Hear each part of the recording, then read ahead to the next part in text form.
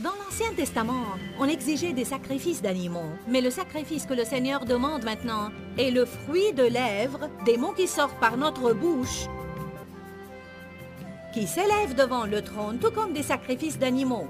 Le fumet, l'odeur... Restez avec nous, donc jouissez de votre vue.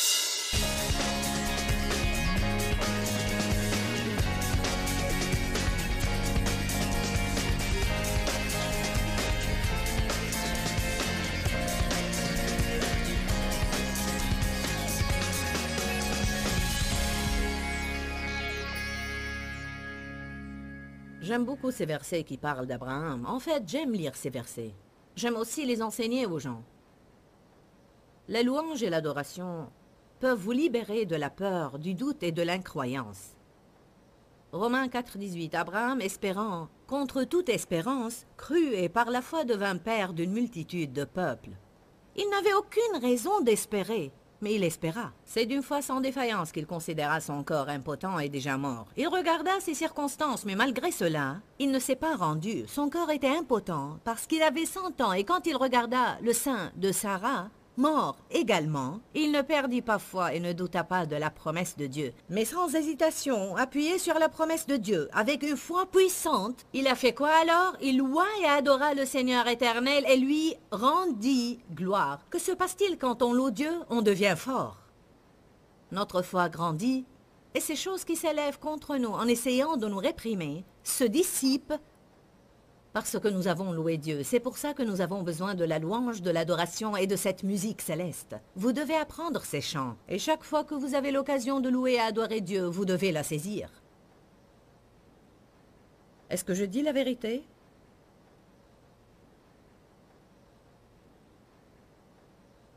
Hébreux 13.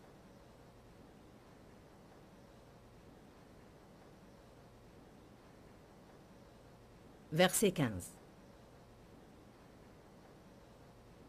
Une des choses que le dictionnaire grec dit à propos de la louange est que ça raconte une histoire ou un récit. C'est comme si on relatait ou racontait à voix haute les choses merveilleuses que Dieu a faites.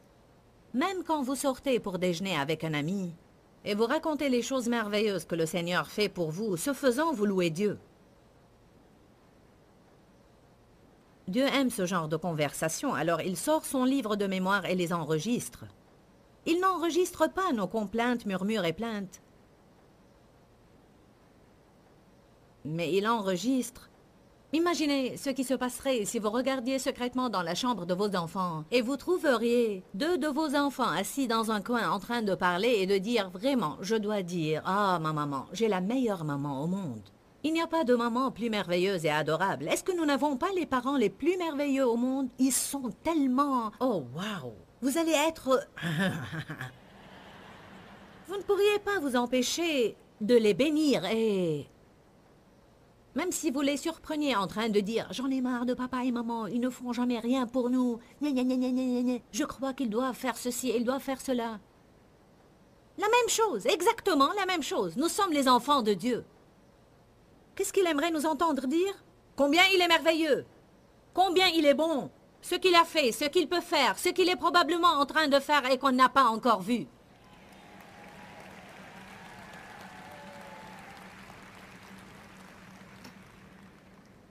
Hébreux 13, 15 dit « Par lui, Jésus, offrons constamment. » Quand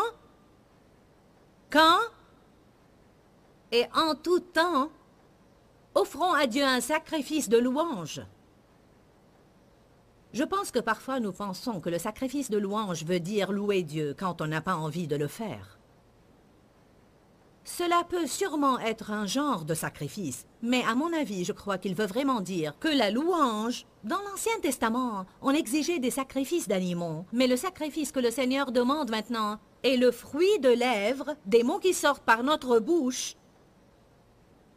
qui s'élèvent devant le trône, tout comme des sacrifices d'animaux. Le fumet, l'odeur et la saveur s'élevaient devant le trône de Dieu.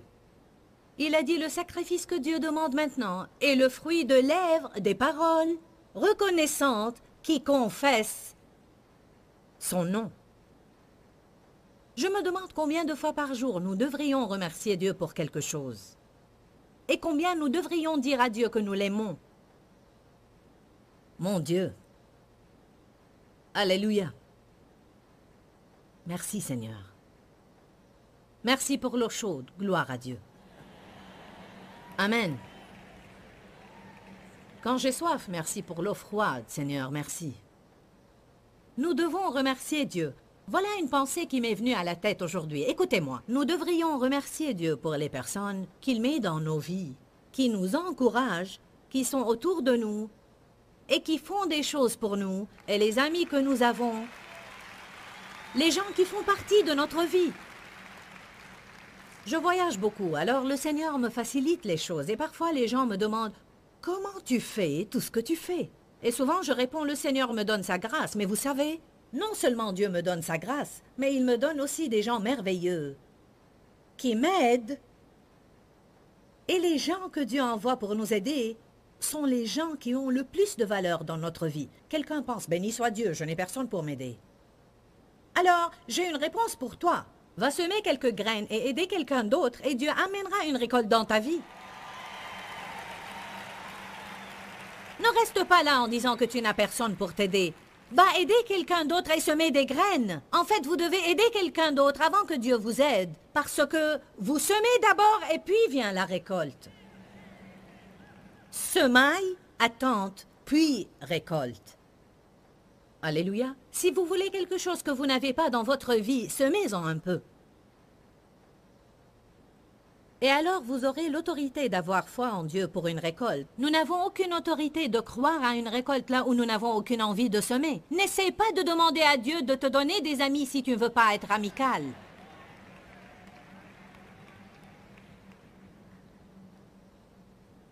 J'ai une jeune fille qui fait partie de notre équipe de voyage et elle arrive quelques heures avant nous dans les villes que nous visitons. Et un camion nous devance en amenant toutes nos affaires à Dave et moi. Nous avons un système propre, nous avons tout emballé dans des caisses et nos vêtements vont avec. Je suis en voyage tout le temps, alors je prends même ma cafetière. Si je dois vivre pratiquement en tour, je veux avoir ce que je veux pendant que j'y suis. Alors ils embarquent tout et débarquent tout. Amen. J'emmène avec moi même mon matelas de mousse au cas où les lits sont durs. J'ai mon système. Quand je suis en tournée, j'ai tout. Tout ce dont on peut avoir besoin, j'ai. Alors, elle arrive toujours avant moi et elle déballe toutes les affaires pour qu'on arrive à notre hôtel et que tout soit prêt. Et c'est comme si j'étais à la maison. Aujourd'hui, j'ai pensé, « Oh Seigneur, merci beaucoup pour Eva. Seigneur, je te suis reconnaissante. Nous ne devons pas seulement jouir de ce que Dieu nous donne et ne pas le prendre pour donner. Nous devons remercier Dieu pour les personnes qu'il a placées et positionnées dans nos vies. Et vous savez, une personne qui remercie est une personne qui se positionne de façon, écoutez-moi, à recevoir davantage. Si vous ne savez pas remercier pour ce que vous avez, pourquoi est-ce que Dieu va vous donner plus? Philippiens 4, verset 6 dit « Ne vous inquiétez de rien, mais en toutes circonstances, dans la prière et avec un cœur reconnaissant, demandez à Dieu ce dont vous avez besoin. » Quand nous prions, nous devons prier avec un cœur reconnaissant. Non en murmurant ou se plaignant, mais avec reconnaissance. En tout temps et constamment, offrons à Dieu un sacrifice de louange. J'avais dit que la louange vous débarrassera du doute et de l'incroyance. Si vous chantez des chants de louange, vous serez encouragé. L'esprit de peur sera repoussé. Pratiquez cela à la maison. Quand l'esprit de peur arrive, « Je te loue, Seigneur, je glorifie ton nom. Tu es digne de louange, alléluia. » Merci, Seigneur, tu es merveilleux, j'exalte ton nom. Vous faites ainsi une bataille spirituelle. Vous êtes d'accord?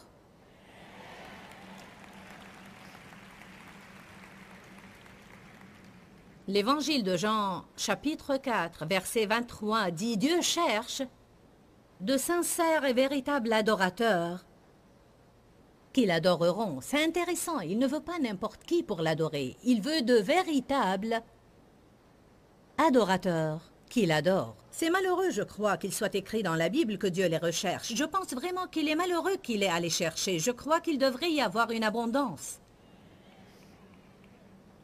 Écoutez-moi bien. Matthieu 15. Les adorateurs sont des personnes puissantes.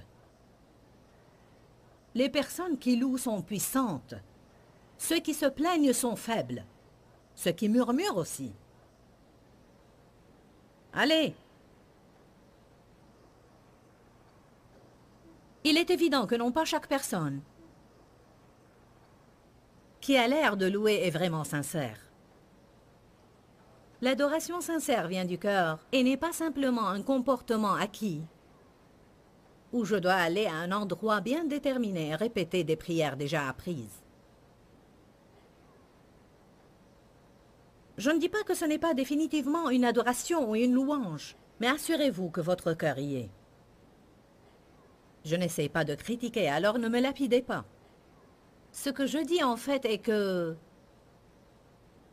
si vous utilisez des livres de prière ou que votre église est de celle où il y a une certaine liturgie, où vous lisez la même chose tous les dimanches matins, alors vous devez vous assurer que votre cœur y est. Sinon, ça devient « je peux réciter le Notre Père et ne pas penser à ce que je fais ».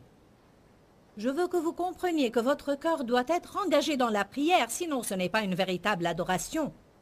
Votre cœur doit être engagé, ce n'est pas seulement le fruit de lèvres, mais un cœur engagé. Vous êtes avec moi? Comme j'ai dit, je ne veux rien saper. Sûrement que vous pouvez louer Dieu de cette manière. Le Notre Père est une prière merveilleuse, mais je peux répéter cette prière et ne même pas penser à ce que je fais, et parfois je me prends à faire cela. Notre Père qui es aux cieux, que ton nom soit sanctifié, que ton règne vienne... Attends une minute, attends. Notre Père qui es aux cieux, saint est ton nom, Seigneur. Que ton règne vienne, que ta volonté soit faite. Et là, je réfléchis à ce que je dis. Tout ce que je dis, c'est de vous assurer que votre cœur est connecté avec votre bouche. Vous m'entendez? Je crois que cela va vous aider. Parce que je crois qu'on peut prendre l'habitude de penser « Bon, j'adore Dieu, j'ai regardé la projection. J'ose vraiment croire... »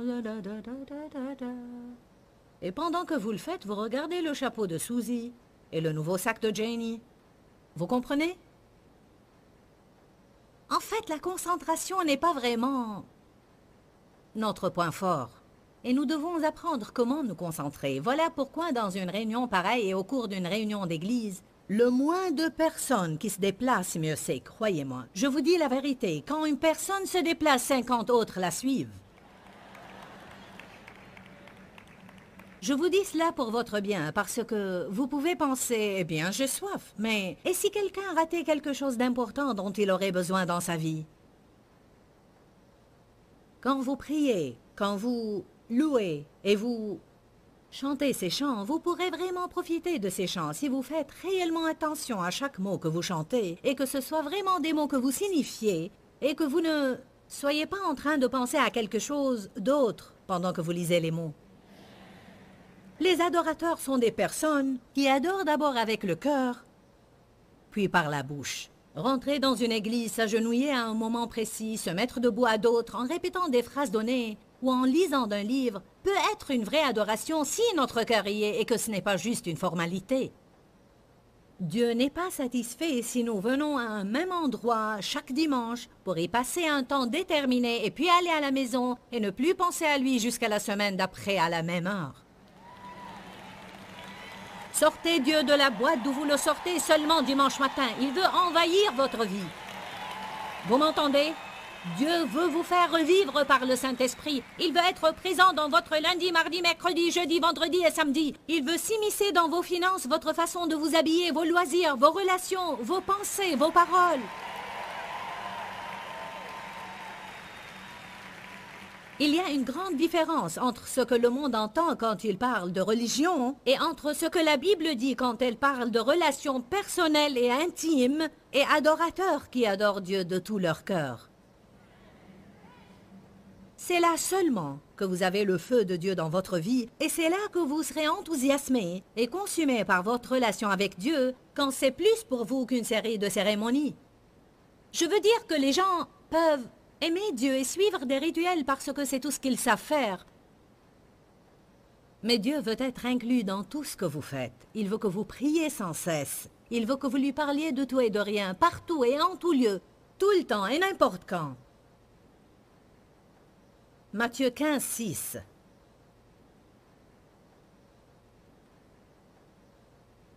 Au nom de votre tradition, c'est-à-dire les enseignements qui vous viennent de vos pères, vous avez annulé la parole de Dieu, la rendant sans valeur, sans force et dépourvue d'autorité. Que veut dire cela? À cause des traditions, des lois mises par l'homme, vous avez mis de côté la parole de Dieu. Est-ce que les gens ne font pas ça aujourd'hui? J'ai été baptisé dans le Saint-Esprit en 1976 et je ne comprenais pas ce qui m'était arrivé. Après un bout de temps, j'ai reçu le don des langues et j'ai été jeté hors de mon église. Vous savez ce qu'ils m'ont dit? On ne peut pas nier que ce qui t'est arrivé existe dans la Bible, mais ça ne fait pas partie de nos doctrines. Alors si c'est ce que tu vas faire et croire, tu vas devoir aller autre part. C'est exactement ce que dit l'Écriture. Elle dit au nom de vos traditions, vous avez annulé la parole de Dieu. Je vais vous dire quoi? Je m'en fous quelle organisation c'est. Ceci ne plaît pas à Dieu. Nous avons à oublier nos lois humaines et nous devons lire notre Bible, mes amis.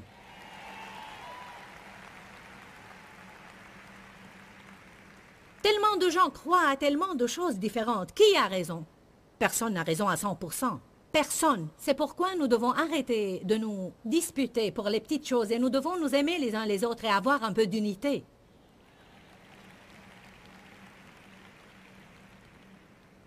Matthieu 15, 7. Hypocrite, Ésaïe a bien raison et a bien prophétisé de vous quand il a dit « Ce peuple s'approche de moi avec des paroles et me loue des lèvres seulement, mais leur cœur se tient à distance de moi. Vain est le culte qu'ils me rendent. Les doctrines qu'ils enseignent ne sont que préceptes humains. Je ne veux pas que ma louange et mon adoration soient vaines, alors je dois et je veux apprendre à engager mon cœur. » Vous êtes avec moi? Amen. Je me demande parfois, si même au début de notre culte, si toute personne dans le bâtiment faisait vraiment attention et avait leur cœur fixé sur Dieu, je me demande quelle gloire se poserait sur cet endroit. C'est une chose qu'on devrait apprendre aux gens. Vous venez à une réunion pareille, vous essayez de voir qui est là, qu'est-ce qui se passe. On regarde partout et on chante les chants. Mais si chaque personne, réellement, je veux dire, si la louange et l'adoration jaillissaient de notre cœur, je ne peux même pas imaginer la gloire qui s'opposerait là. Nous avons expérimenté un petit peu cela ce soir. Mais je crois que la gloire peut devenir plus forte et plus forte et plus forte. Qu'est-ce qui se passe quand nous nous tenons dans la gloire? Des miracles ont lieu, des gens sont guéris, des vies sont changées. Regardez ces gens qui ont été sauvés. Et tout ce que j'ai dit, c'est, si vous êtes pécheurs aliénés avec Dieu, venez. Nous avons eu plus d'une centaine qui se sont approchés et ont donné leur vie au Seigneur. Et cela sans aucune supplication. Seulement venez.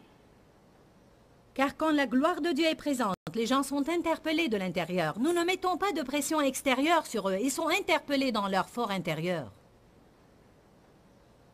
Attention, je commence à être surexcité.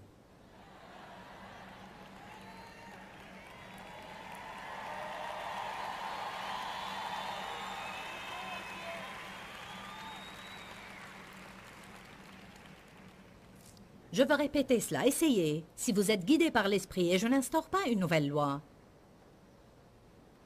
Mais priez à propos de commencer et terminer chaque jour à genoux. Je n'ai pas un chapitre ou un verset de la Bible à vous donner, c'est seulement une suggestion. Quand vous allez au lit le soir, formez une habitude, agenouillez-vous. Merci Seigneur pour ce jour, merci pour tout ce que tu as fait, je te loue Dieu, tu es vraiment merveilleux. Protège-moi cette nuit, donne-moi de doux rêves, apprends-moi même pendant mon sommeil. Apprends-moi ce soir. Et puis la première chose le matin, avant de faire quoi que ce soit, sortez de votre lit et agenouillez-vous. Merci Seigneur, je ne peux pas passer cette journée sans toi, Dieu. Oh Jésus, je te suis reconnaissante. Je te loue Seigneur, car tu vas m'aider à faire ta volonté. J'exalte ton nom, tu es merveilleux Seigneur. Je t'aime. Et puis allez vous brosser les dents ou faire autre chose. Merci Seigneur. Vous savez quelle pensée m'est venue à l'instant? Quel privilège d'être, grâce à notre programme télévisé, 2,5 milliards de personnes regardent le programme. Je sais qu'ils ne regardent pas tous en même temps, mais sûrement qu'au moins plusieurs centaines de millions viennent de m'entendre dire « Commencez et terminez chaque jour à genoux ». Qu'est-ce qui se passerait dans le monde si ces choses commençaient à avoir lieu? Hein? Wow! Alléluia! Ouh! Qu'est-ce qui se passerait si 5 millions de personnes de plus se levaient chaque matin et descendaient à genoux? Je te loue, Seigneur, je t'exalte. Allez, mes amis! Je veux accomplir le travail de Dieu pour que je puisse quitter cette terre et aller là où j'appartiens. Je ne suis pas encore chez moi, je veux aller à ma demeure céleste. Amen? Seigneur, prends pitié. On parle de reconnaissance et de remerciement pour ce qu'on a. Nous savons que 1 Thessaloniciens 5 dit qu'être reconnaissant pour toute chose, quoi que soient les circonstances, est la volonté de Dieu pour nous.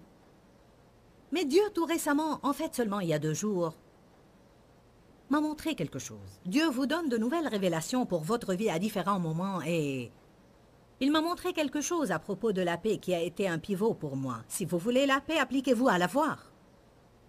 Jésus a dit, je vous laisse ma paix. La paix est là, mais nous devons nous appliquer pour l'avoir. Pour vous dire la vérité, ça ne vous ferait...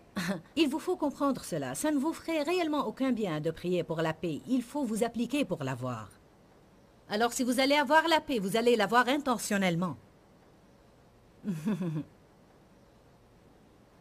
Je ne peux pas rentrer dans les détails, mais il m'a donné aussi une révélation à propos de la peur. Et c'est que quoi que soit ce qui vous fait peur, vous devez le faire malgré votre peur.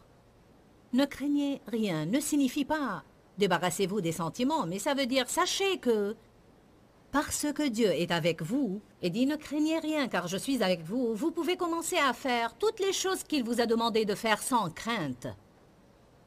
Et ainsi vous allez vaincre et conquérir cette peur parce que vous ne lui avez pas permis de vous arrêter. Et Dieu m'a donné aussi une révélation concernant la joie.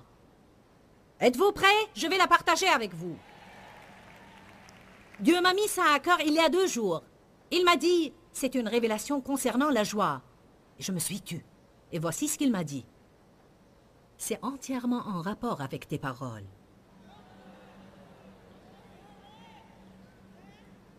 Vous...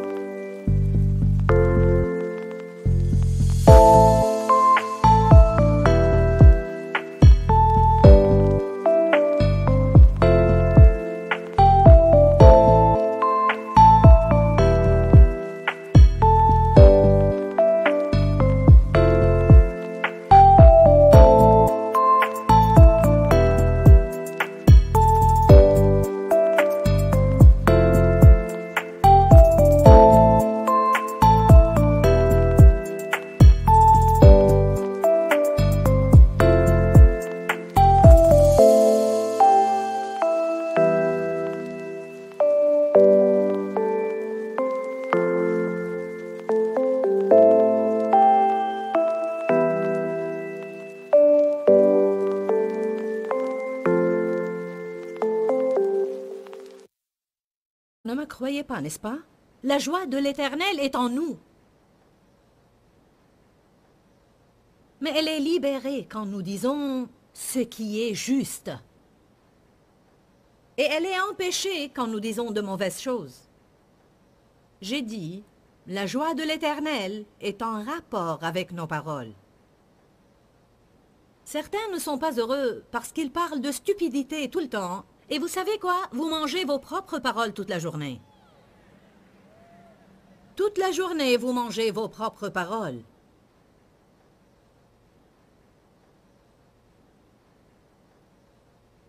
« 1 Pierre 3,10 » Dans la version amplifiée de la Bible, « Celui qui veut en effet aimer la vie et voir des jours heureux, qu'il soit apparent ou non, doit garder sa langue du mal et cesser de mentir. » Houhou! Je m'amuse trop pour me soucier de la vérité.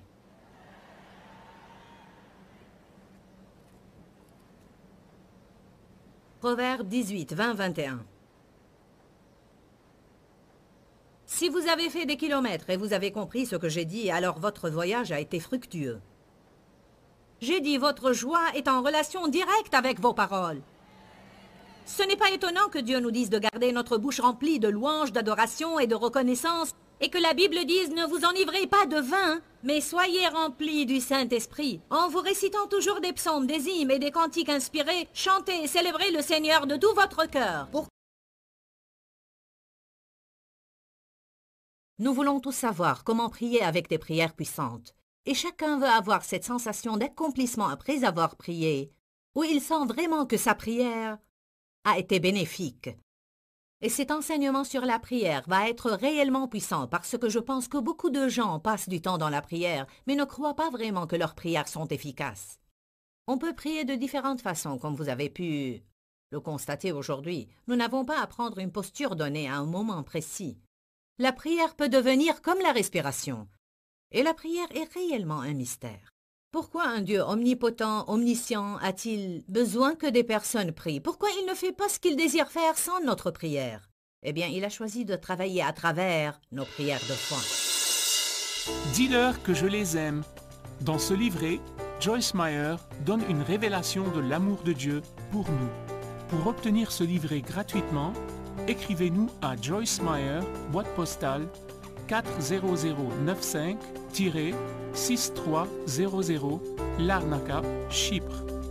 Ou bien visitez notre site web www.joycemeyer.org/fr.